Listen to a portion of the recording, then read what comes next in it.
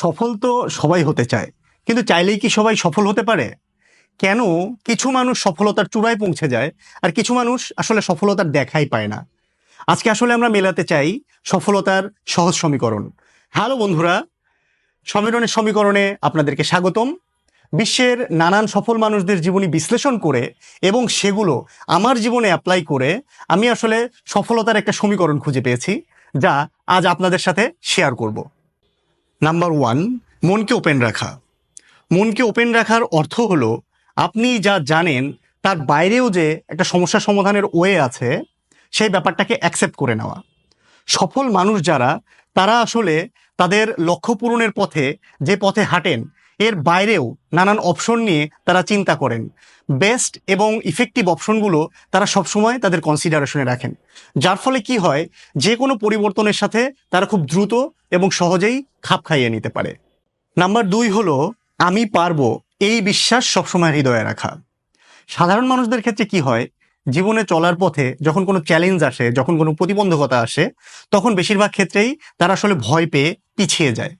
কিন্তু যারা সফল মানুষ, তাদেরকে আসলে এই চ্যালেঞ্জ কিংবা প্রতিবন্ধকতা তাদের জীবনে কোনো আসলে প্রভাব ফেলতে পারে না। আমি পারবো, সবসময় এই বিশ্বাসটা তাদের হৃদয়ে থাকে, যার জন্য কি হয় যে চ্যালেঞ্জগুলো তারা তাদের সামনে আগানোর সিঁড়ি হিসেবে গড়ে তুলতে পারে।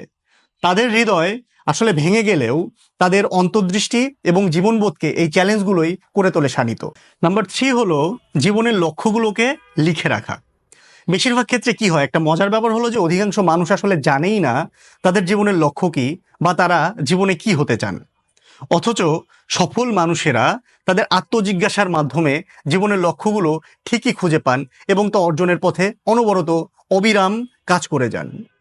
তারা তাদের জীবনের লক্ষ্যগুলো আসলে লিখে রাখেন।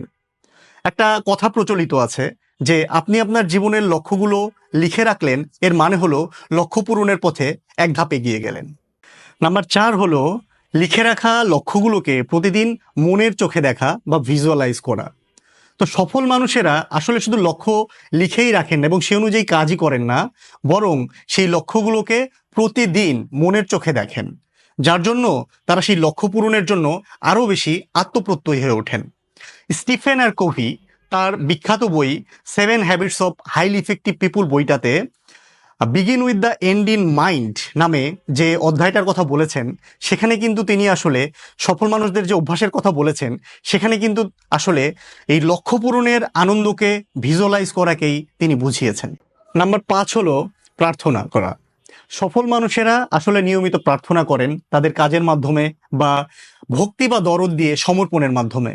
প্রার্থনা আসলে অনেক বড় একটা বিজ্ঞান। আপনি যে কোনো ধর্মের কথা বলেন, সেখানে কিন্তু প্রার্থনার কথা বলা হয়েছে, সৃষ্টিকর্তার কাছে প্রার্থনার কথা বলা হয়েছে, যেখানে নিজেকে সৃষ্টিকর্তার কাছে সমর্পণ করে দিয়ে নিজের চাওয়াগুলোকে, ইচ্ছাগুলোকে সৃষ্টিকর্তার চরণে অর্পণ করা হয়। তো এটা এটা আসলে কি হয়, এটা হয় যেটা যে মানুষকে, সফল মানুষদেরকে যেভাবে হেল্প করে, সেটা হলো যে তারা যদি সফল হনও, তাতে করে খুব বেশি আনন্দে ফেসে যান না, বা যদি বিফলও হয়ে পড়েন তাতে করেও কিন্তু হতাশ হয়ে পড়েন না, বরং তারা নতুন শক্তি নিয়ে, নতুন উদ্যম নিয়ে আবার কাজে নেমে পড়েন। সো সফল মানুষদের সাথে বিফল মানুষদের বা অসফল মানুষদের একটা বড় পার্থক্য হলো সফল মানুষেরা নিয়মিত প্রার্থনা বা মেডিটেশন করেন। নাম্বার 6 হলো লক্ষ্য অনুযায়ী কঠোর পরিশ্রম করে যাওয়া। সফল মানুষদেরকে আপনি দেখবেন তারা কিন্তু কঠোর পরিশ্রমী, যাদেরকে বলে হার্ড ওয়ার্কার। তবে অনেকে বলে থাকেন যে না, তারা হচ্ছে স্মার্ট ওয়ার্কার। যদিও এই হার্ড ওয়ার্কার এবং স্মার্ট ওয়ার্কার এই বিষয় দুইটার মধ্যে আসলে বিস্তর আলোচনা বা সমালোচনা ইত্যাদি থাকতে পারে, বাট দ্য থিং ইজ যে আপনি যদি হার্ড ওয়ার্ক না করেন তাহলে আপনি স্মার্ট ওয়ার্কটা তো বুঝতেই পারবেন না। আলটিমেটলি কি হয়, সফল যারা, তারা আসলে হার্ড ওয়ার্কের মাধ্যমেই কাজের প্রসেসগুলোকে অটোমেশন করে ফেলেন, যার জন্য একসময় তারা হয়ে ওঠেন smart worker. Last but not list, যেটা হচ্ছে আমাদের লিস্টের 7 নম্বরে আছে, সেটা হচ্ছে নেভার গিভ আপ বা কখনো হাল না ছাড়া। আপনি সফল মানুষদেরকে দেখবেন যে যত রকমের প্রতিকূলতা বা প্রতিবন্ধকতায় আসুক না কেন, তারা কিন্তু কখনোই হাল ছাড়েন না, অনবরত কাজে লেগে থাকেন। তারা যদি বিফলও হন, তারপরও কোনো না কোনো একটা উপায় বের করে সেখানে লেগে থাকেন। এই জায়গাটাতে একটা ছোট্ট গল্প দিয়ে শেষ করতে চাই, এই হাল না ছাড়ার গল্পটা দিয়ে। সেটা হচ্ছে যে 2024 সালের জুলাই মাস আমাদের দেশের জন্য, আমাদের জাতীয় ইতিহাসে একটা গুরুত্বপূর্ণ মাস, যে সময়টাতে আসলে গণ অভ্যুত্থানের মাধ্যমে ফ্যাসিবাদী সরকারের পতন হয়েছিল। এই সময়টাতে ইন্টারনেট শাটডাউন ছিল প্রায় 1 মাস। তো আমার চেনা একটা কোম্পানি, যারা হচ্ছে একটা data driven creative marketing agency, বিজ ম্যাপার্স লিমিটেড। তো ওরা একটা স্টার্ট আপ কোম্পানি। তো 1 মাস ইন্টারনেট বন্ধ থাকা মানে হচ্ছে তাদের ক্যাশ ফ্লোতে বিষয়টা মারাত্মকভাবে ইম্প্যাক্ট করে। তো এমন একটা অবস্থা যে কোম্পানি বন্ধ হয়ে যায় বা কর্মী যারা আছে সবাইকে ছাঁটাই করতে হয়, এরকম একটা অবস্থা চলে আসে। বাট সেই উদ্যোক্তারা ছিল অত্যন্ত উদ্যমী, অত্যন্ত সাহসী, এবং তারা হাল না ছাড়ার সিদ্ধান্ত নেয়। তারা কি করলো, প্রত্যেককে ডেকে ইন্ডিভিজুয়ালি কোম্পানির অবস্থার কথা, দেশের অবস্থার কথা বোঝালো এবং তাদেরকে বলল, আমরা একসাথে থাকতে চাই, আমরা একটা পরিবার। চলো আগামী 3 মাস আমরা স্যালারি কম নিই, এই যে কম যে স্যালারিটা, সেটা আবার পরের 3 মাসে আমরা তোমাদেরকে পুষিয়ে দিব।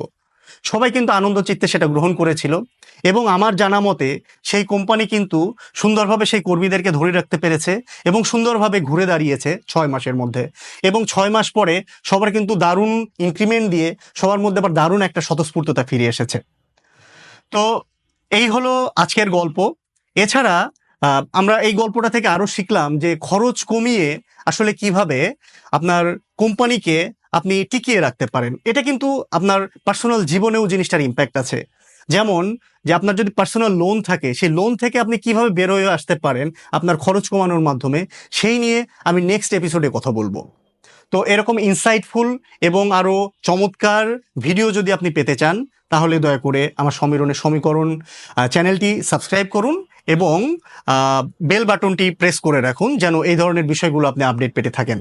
আর আজকের এপিসোডটি কেমন লাগলো সে বিষয়ে কমেন্টসে জানান। ধন্যবাদ, ভালো থাকবেন, কথা হবে নেক্সট এপিসোডে। Bye bye.